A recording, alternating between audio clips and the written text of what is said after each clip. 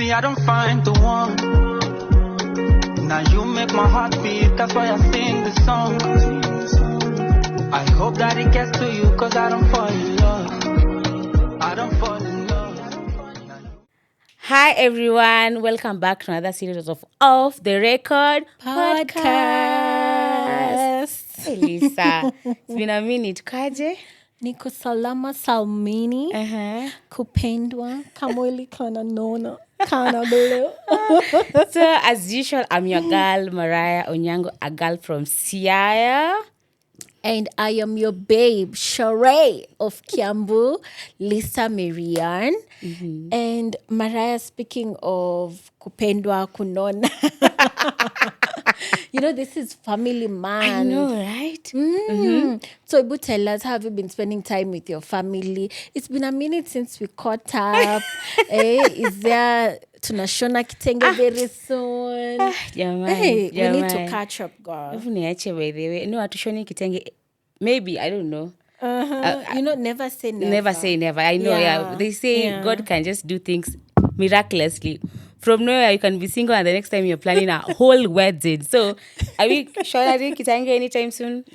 I'm not sure. But I have been well. Kila mtu ako salama nyumbani. The last time we spoke about our childhood memories, remember? Yes. And how being a girl is just amazing. And how me wanting to have a baby girl. Yes, I mean, Mariah. But not to actualize, like very soon. You never know. See you know my story. Me, nilipatana na mtu 3 months, nimeshaolewa, nimepata mimba. Yo, it was so fast. I know. So even for you, you never know. If that's what you want. Speaking that's of what you're manifesting. Wewe ngoja kwanza. Speaking of very fast, how is our baby akoaje, baby Simba? Ako salama, very big. Proud mama. Proud mama for life. Yeah. Okay. Yeah. Hata Femi on my side tuko salama, everybody's fine. Penye nani anasema aje Rashid Abdalla, penye nimezaliwa si penye nimeolewa. Penye nimezaliwa tuko salama sis. Penye umechagua na umechaguliwa. Sijachaguliwa bado. But anyway, yeah. That's nice to know. Even for me, penye nimezaliwa, penye nimechagua na nikachaguliwa, penye nimemakiwa, everyone is fine. I thank God. Yeah. Speaking of kuchaguana na kuchaguliwa, you know, most people usually think that family is just blood only. Yeah. You remember the time we went to the streets and we were doing street interviews? If you noticed, the recurring theme that people kept saying is, this is my sister from another mother, this is my brother from another mother. Alafu kiwa prompt wanasema, because they have held me down more than my own blood ever held me down, right? Na pia online of late I've been seeing people are choosing families in a different way, not ile ya friendship, na sile ya ndoa. Na sile kunajua pia we also have blended families, Not si hiyo ya sasa blended. nyingine, And me, I'm coming with my kids, you're coming with your kids, and then we form one family, and then maybe tunasilio deal na katoto. No, not that type. Yeah. Like that type where maybe I don't want to have any more kids. Like I want more kids, but I don't want to birth. And I don't want to go through the long process. Adoption. So nakwambia, a girl from Siaya. Mi nataka hizo genes zako in my family. Wait. So I approach you and then I'm like, do you want to get pregnant for me and my husband? And then tule mtoto. So basically you are renting my womb. No, for ethical purposes, let's not use the word renting. Because people do that for different reasons. Okay. So, like me, the story that I came across, it was this couple, they had really tried everything. They had tried mpaka IVF, for Menda Maju, it was not working. Then they happened to get this very nice house girl, fresh from high school, innocent. She was pretty and everything. Then wakamuliza tu, like, would you want to be an addition to our family. But for that particular situation, walimu approach ile like, yes, you'll just be staying at home, like working, will pay you for that. But walimu approach na ile ya concept ya second wife. So the husband and the wife, they're all... Yes, they were in on it. Yes, they were in on it. And then the girl, she was coming from a not very good background. Umeletwa Nairobi. As a nanny, unalipwa 30K. Hey, you're like, ni nannies, very money. few nannies are paid 30K, right? And then they're catering to all your needs, your clothes, your sanitary towels, chakula, everything. Utaka kwenda anywhere, you're being driven by the driver, you know?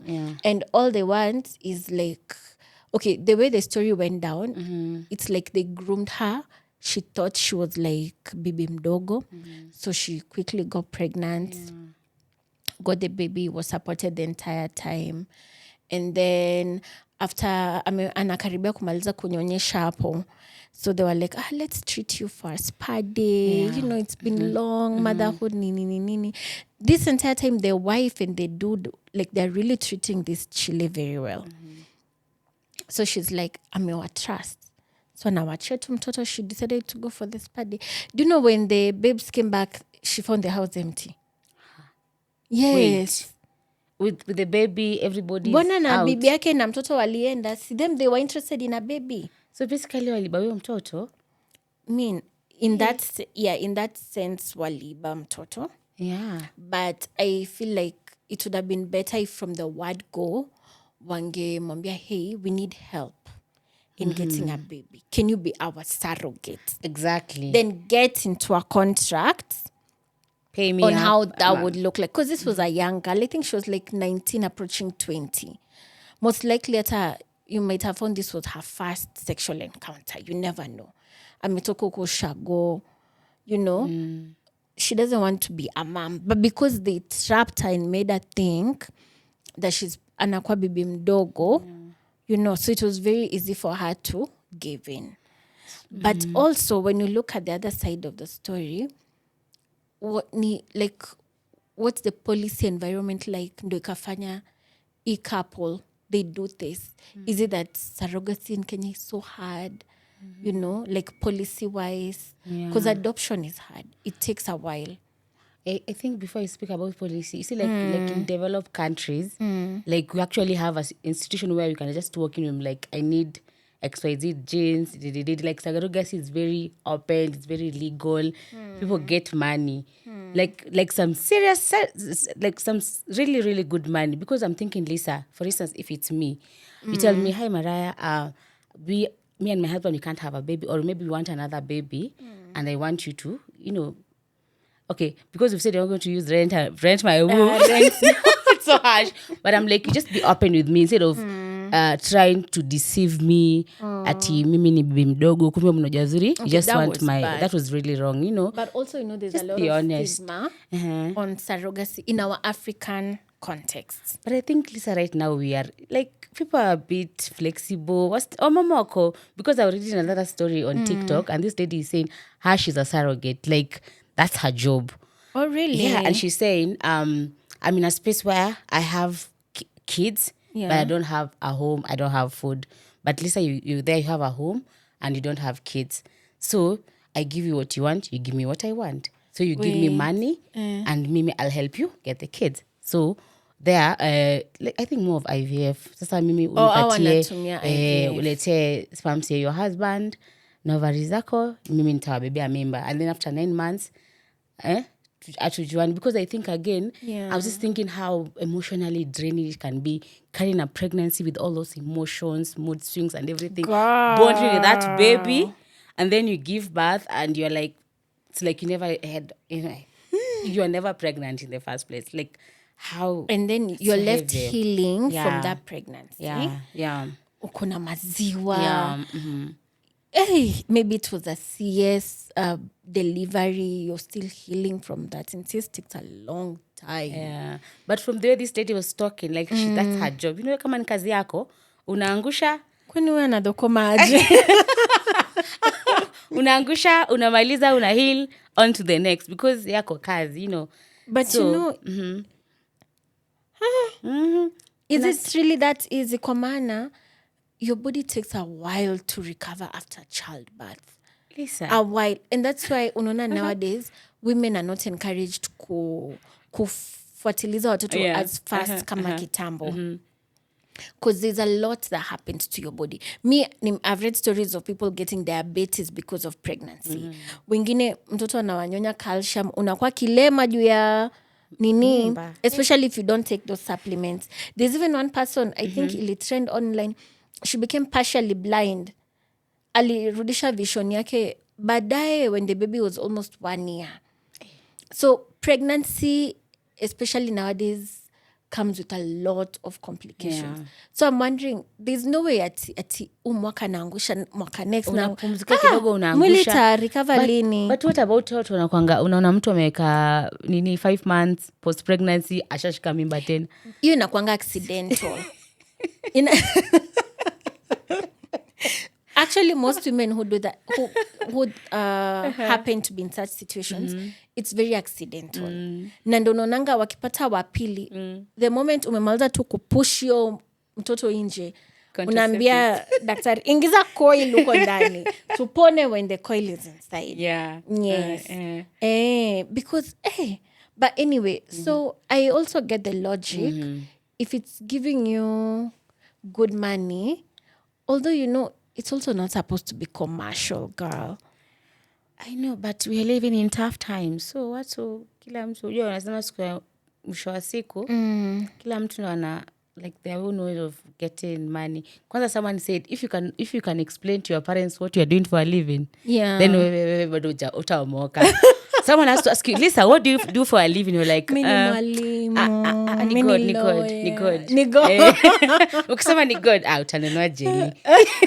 Hallelujah. But if you can tell someone what you're doing for a living, we bado still have a long way to go. Napaswa kujoin your club ya ni God.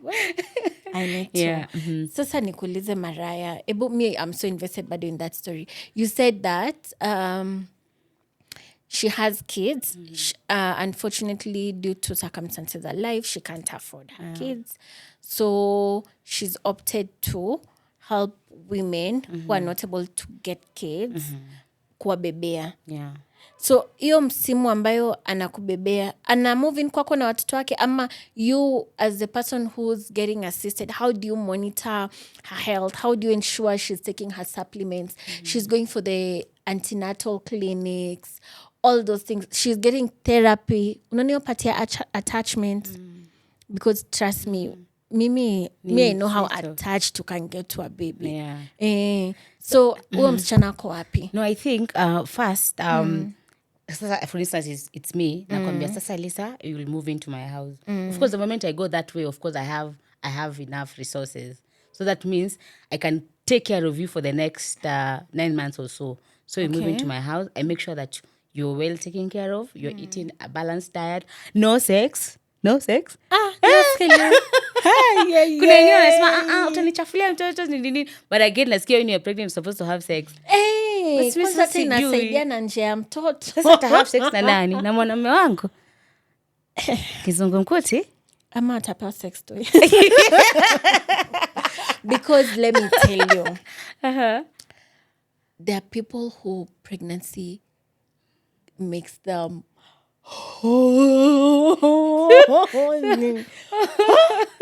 girl, you'll be wanting it all the time. Even your man can't keep up. Really? Then you wet all the time. And then kama kwa wale watu like naturally your boobs are sensitive. Unajua your period of pregnancy, your boobs become so big. There's a way your bigness inakufanya una feel sexy. Like there's just something me think when I was pregnant, I had the most sex of my life. But I think some people hate their men. Like, staki kumona mwanaume wangu toka. Una feel like different people, different pregnancies. Okay, different. Also the hormones act different. So nange challenge ya online ya before pregnancy and after pregnancy, the people look chaotic. And then kuna wale hata utapata hata pimple moja. I know. Unaona? Kuna wale you won't even add weight. Like me, my weight came after pregnancy. I was slaying in heels. You saw me, Yeah, girl. I saw you. So people act differently, but hapo kwa sex mi naonanga kama ni kila mtu. Yes, maybe It doesn't make you feel like connected to your partner. I've never been married. I never had a baby. Please release me. I'm not sure, but maybe you can tell us. Lakini mimi, if you ever want me to be a surrogate, mi utaninyima bedroom. Tutandika hiyo kwa contract. Yeah, so I'm saying. So I make sure you're well taken care of. Yeah. You're not in danger because you have to make sure that uko sawa. What do you mean by danger? So another way, maybe you don't have maybe income, so that means you still have to go out there and do odd jobs. You're taking care of me, unipea allowance. Apana, I'm saying that's what I'm saying. I'm taking care of you. Uko nje sasa umeenda kutafuta kazi. You are like wewe ndio. I'm taking care of, so you're not even working. Kuna watu wanakuambia Lisa, for the next 9 months or so you're not going to work. You just take care of my baby, Nitakuwa na curfew. Unajua my whole grown woman, girl. Ukianza kuniambia be at home by 6 p.m. Why? But muenda kufanya nini nje pia wewe? Kwani kuna shida gani if I want to have a dinner date with my people? No, for the next kama bado niko na mshikaji. Uko under me. Anyway, different people, like I said, different people. Yeah, the rules are different. Yeah. Because you're going to feel like, hapana ukiko huko nje unaweza anguka, maybe no one is going to be there for you. So I just need to make sure that uko next to me, I'm taking care of when my yes, si possessiveness. Kwa maana wa mama wangapi wameanguka na mimba. Mtu amebeba triplets na ajaanguka. Anyway. Yeah, once your you baby, give your birth, roles. yeah, of course. Once yes. you give birth, I think from the start, niko na contract. I'm like, this is what you can do. This is what, are you in or out?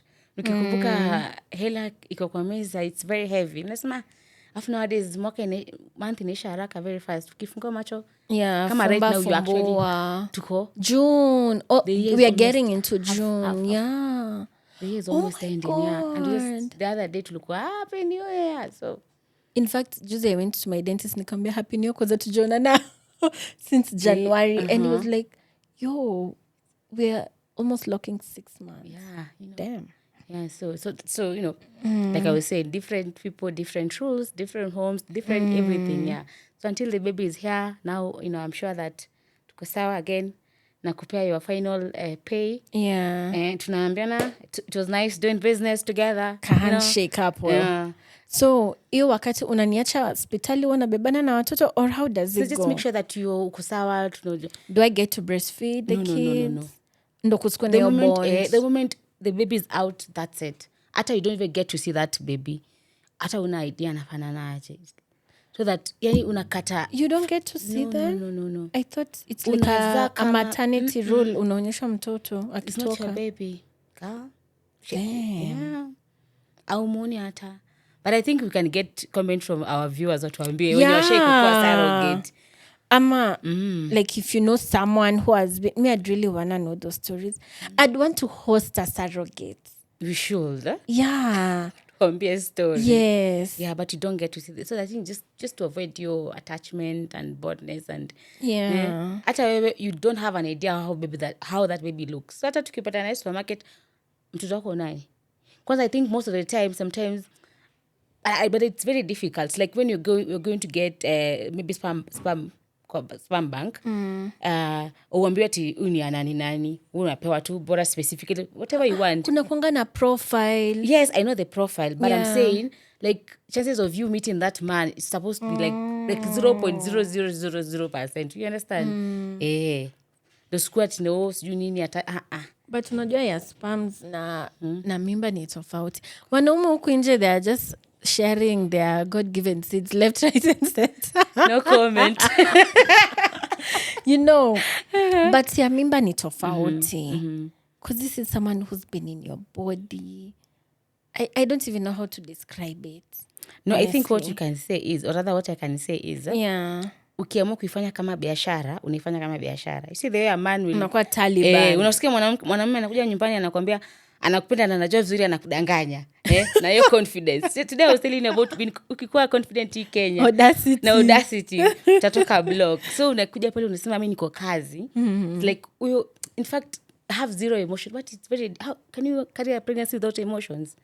It's very hard. It's difficult. Sindio. But I think I would support, like a really close, like you or my sister, but I wouldn't do it like as a business. Yeah.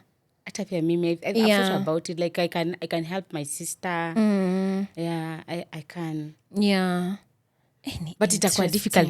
Imagine umebeba mtoto Elisa, mko family gathering, you're like, this is my, but she's not here, whatever. That in a family setup, it's easy because you get to see the baby, they bond with.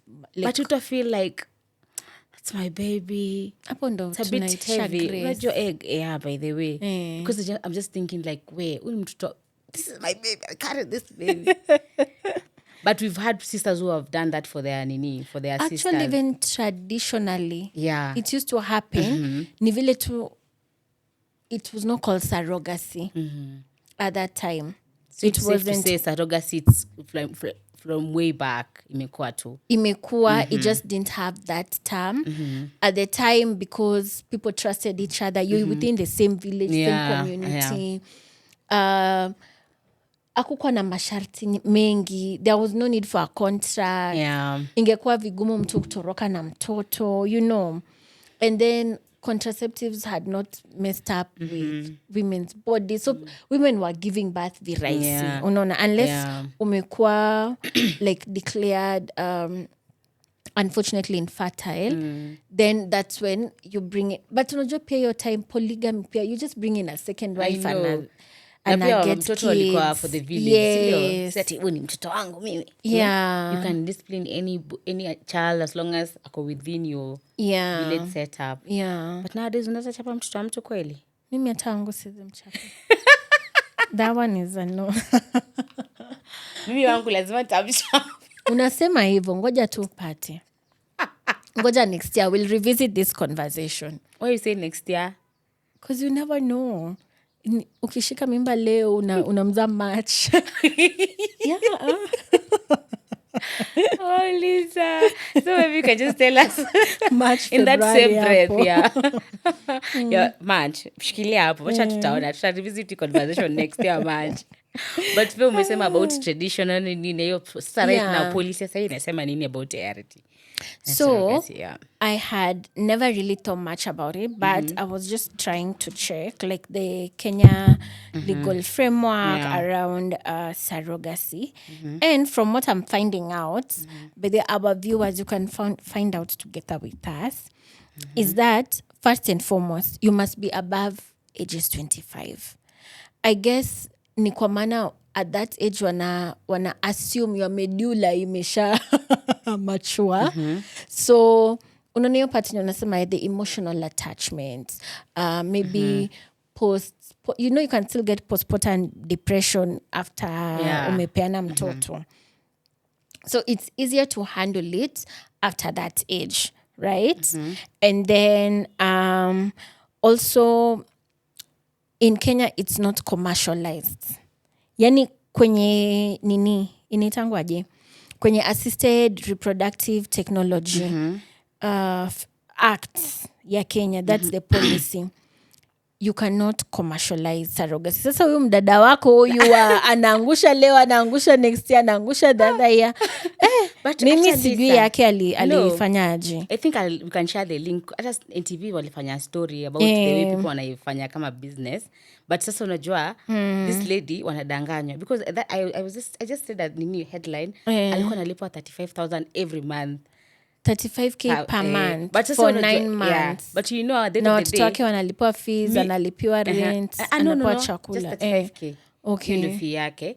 But you know at the end of the day these people are making a kill out of it. It's like selling your kidney for maybe 500,000 ama 200K na mwenye anaenda kuichukua na some serious millions, 35K per month ni kidogo. No. But so at that point listen you're like hata sina hiyo 5K ama na 1,000, so 35K it's still good money, Anyway, so it should not be commercialized, that's one. And then but you can be reimbursed like in a reasonable way, like ile tu shukrani gift, they are calling it a gift. I can gift you something reasonable because you've sacrificed your body, your hormones, the healing process after that, the psychological element of it. family gathering umeenda na mimba, next year you're showing up with no baby. And unfortunately there was no declared loss of the baby, you know. So a lot of that. And then also in Kenya wanna prohibit tourism surrogacy. I think maju kuna kwanga nayo. Kuna isho inaitangwa TLC has some very weird reality shows. So there's one ile enye like me and you, we are a couple. Then maybe we have a fetish for example, Spanish people. Then we decide to bring an Española into our marriage. Then anatuzalia.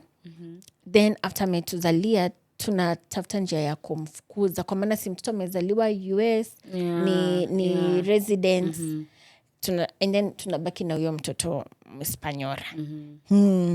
So that's like tourism, surrogacy for tourism. Anyway, in Kenya they don't allow that. And then also, you know, speaking of family and chosen families, unajua pia kuna ile diverse family. Like whereby me and you decide to be a couple. Tukiwa sisi wote ni wanawake, but we want kids. So Kenya prohibits that. So same sex relationships, amruhusiwi kutafuta surrogates kuwazalia watoto. Kenya that is criminalized. Yeah. And then also kunazo penalties. Before uende kwa penalty, nimeona another nimesoma ingine hapa. Pia lazima ukuwe umeshaizaa mtoto. Huwezi kuja kufanya test na mimi ati patapote. Yes. Na pia nimeona you have to be because IVF is expensive. Yes. Na ukwetua between 25 to 45 years. Yeah. But I thought it's 25 to 30. Kwa wameiongeza? No, squeeze it ukiwa 50 unaweza pata mimba. Obviously mimi si risk na wewe. Kama sivyo nataka mwanamke ambaye bado she's very you prefer young. So 25 to 35 is the ideal age. Yeah, but kuna hiyo liwe up to 55. Okay. Speaking of expense ya IVF, watu wanakubalingi surrogates like you be intimate like with the male species in the equation. And then ama wanaona kama itakuwa relationship wa kurushe. Ni science kind of science. Hakuna wewe unaweza kubali your husband akuwe intimate na surrogate. Can you accept that? Unacheka jibu swali. Can you accept that? You know, let me tell you. Vile nilikwambia, when you're pregnant, you feel more connected to mwenye your sperm, right? Okay. So that's why earlier I was explaining, you want just to be physically connected with that person all the time. Okay. Surrogates anaweza kupata hizo ma feelings pia. Geuziwe. Serikali geuzwe. Taka power. Anyway, But anyway, people are different. If you don't want to go the expensive route of IVF, they can do maybe kama ile story ya ule dada wa kwanza, but just be open from the word go. Don't lie to msirushe mtoto wake. That was so painful. That is really wrong. Just be honest. Sema this is what you want. Are you in? So that whether you're in the era where you tell me mimi niko na hii, this is what on the table. Are you in or out? People are liberal nowadays. Mtu atakubali, imagine bila mambo mengi. So kwa zile penalties, ukirusha mtoto wenyewe 10 million Kenya shillings papo hapo. Kama hauna milioni kiumi tunakupata wapi? Langata Women's Prison. Lakini hawajaandika msimu wa the number of years, but the minimum ni 10. So it can be 10 and above or 10 and below. Sorry, the ni 10. So depending on the kind of layer you have, you can have less. Yes, or even no jail time at all. Unaona? Yeah. So that's what the Assisted Reproductive Technology Act says in terms of mambo ya surrogacy. But it also has a medical and ethical element of it. Unaweza stories zote tunapiga, do you do it IVF ama raw? It indicates. what's the ethical bit of it? Also, what are the legal parameters? Tunakubalianaje? Sijui sikusema. Cause inaweza fika 9 months mi nimekula pesa zako zote maraya and then ni hepe si nimekuwa nikisave. Yeah. Ni hepe na mtoto. I was actually, what about, unajua pia pregnancy comes with complications. Mtoto akuje kama ni stillbirth, like how do you maneuver around that, you know? Yes. So there's a lot going, around the surrogacy, surrogate mom, Yeah. Because at that point I was just thinking now, I was expecting a baby, but this baby is not here anymore. So how do I, work on my mental? Sad. Even this lady is ready, and I feel like she has disappointed me. Like she's not delivered her own, but and maybe it's not even her problem, or rather a mistake. Mambo ya Mungu saa zingine pia unajua huwezi, you can't tell. Yeah. So that's food for thought. And I think that goes into the contract because stillbirth is something that you don't control. Yes. Unaona. And then also the element of vile ulikuwa nasema earlier, the intended parents. Do they want to maintain a relationship now? You surrogate as a friend or not? Unaona. And then will you be living in the same country? Mtabaki kwa the same village. Pia unajua utaki udaku ikitembea. There's a famous person huko Kenya I heard alipata surrogate akaenda kuchukulia watoto wake majuu. Not here. Unaona. Then unakumbuka when you were a kid, did you ever hear of a scandal of some bishop there? Alikuwa anauza watoto. But Bishop there alikuwa akona kakatel. Enye wasichana wadogo wanazaa watoto and then anawapea kwa wale wa mama wenye wakona shida za kupata watoto. So from him he was doing it as a connector of destinies. Lakini he was not following the law. And at that time surrogacy was also not a thing. Yeah. Unaona. And then also most of his clients were coming from West Africa. So watoto wanatoka Kenya wanapewa mama wa West Africa. Unaona. So that was also the whole shenanigans around it. But now at least there's a clear policy. You're guided on what to do. You seek a lawyer from the word go. Hata wewe kama the surrogate, you know where to defend yourself, your limitations. Unaona? I think when you mentioned my bishop there, I remember there's a movie on Netflix. It's a series. I've forgotten the name, but it's about sasa wanaiba watoto. Wanachukua wanabrush wasichana kama mimi mdogo hivi. Unaambiwa tuende na kupea kazi. Ukifika you're in a room. Kazini tu ni kuzaa. And then sasa those kids are being sold now to rich people who cannot have a baby. Unaambiwa sasa kama adoption, but in real sense it's not adoption. So we give birth, mtoto ameuzwa milioni kadhaa, unaona? But then what happens to you? Ukipona unaingizwa mimba nyingine ama unafukuzwa? Hapo unafukuzwa hapo. Wewe ni machine. Like they're so I remember I'll send you that what ni machines like nika room ni kama boarding. Sasa very very many young girls wako pregnant almost wote. So sijui nani anawapea mimba ama some people have been. So like it's a lot. But anyway, Lisa, as we wind up, so you can tell us, umesema wewe you cannot do it as a commercial, but you can help someone. Yes. Like for you Mariah. Eza nibebea mimba for you. Ikifika wakati useme Lisa, I need help here. I'll gladly help you, mama. Or my sisters, because I have 2 sisters. Yeah. I'd gladly help them. I wouldn't do it for commercial purposes because I think for me, just the ethical bit of it, I don't think my brain would be settled if I did it for commercial purposes. But because idea someone really close to me, why not? Plus you never know, mimi neza taka usaidizi. Mwili yangu inaweza shut down. You see, I already have one baby, but mwili katai kabisa kupata mwingine. So I can always approach you. Nikwambia bring us those good genes, those bondo genes. Nipate baby girl with a nyash from Siaya. Oh my God. Yeah, I hear you. I think even for me, I can do that because sometimes I'll do it on humanitarian ground. Like I said, I can do it for my sister. I can do it for you.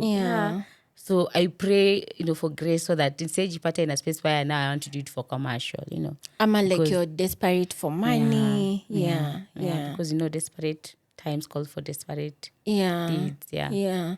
Sasa juu tumepeana pa promise. Ebu clock on it. We'll revisit this video. Pale YouTube. 25th May 2026.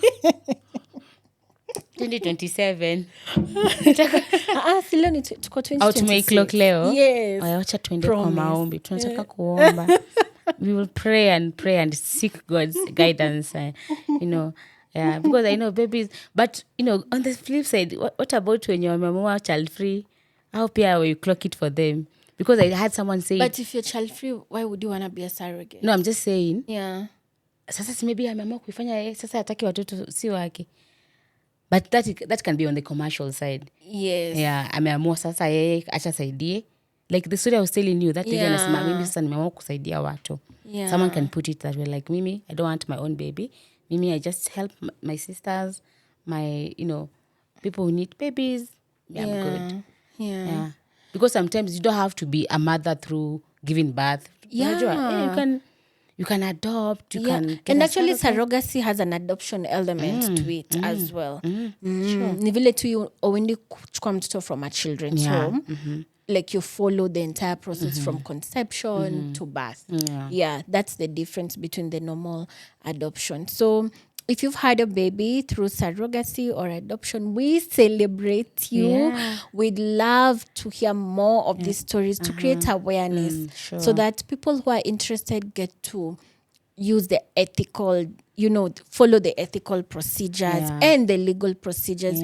Because at the end of the day, wanasema watoto ni baraka, they bring joy, they bring happiness. We were all kids once. Sisi pia tuliletea watu furaha at some point.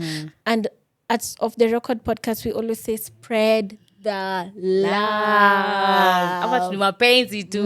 Si ndio? Yeah. So I think we can wind up there. And I feel like we still need to go and do more research on surrogacy. Yes. And maybe our policy makers, our leaders, they can actually bring this on the table up to discuss, because we need to legalize this thing. Yes. We don't want to have cases where I was arrested because I tried to help another mother to become a mother. Because it's still an act. So bado iko na Haijapitishwa option bado. for nini. All right. Yeah. So please comment in the comment sections. Tell us stories. If you want to be featured, ukuje kwa, we've changed our seats. They're now pink seats. You tell us. Big story. Yes, yes. We'd really, really love to hear from you. Until next time, bye.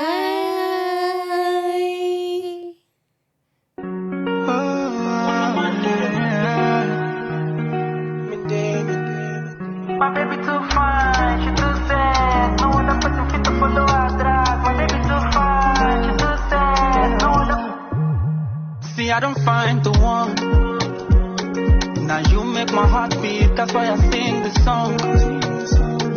I hope that it gets to you, 'cause I don't fall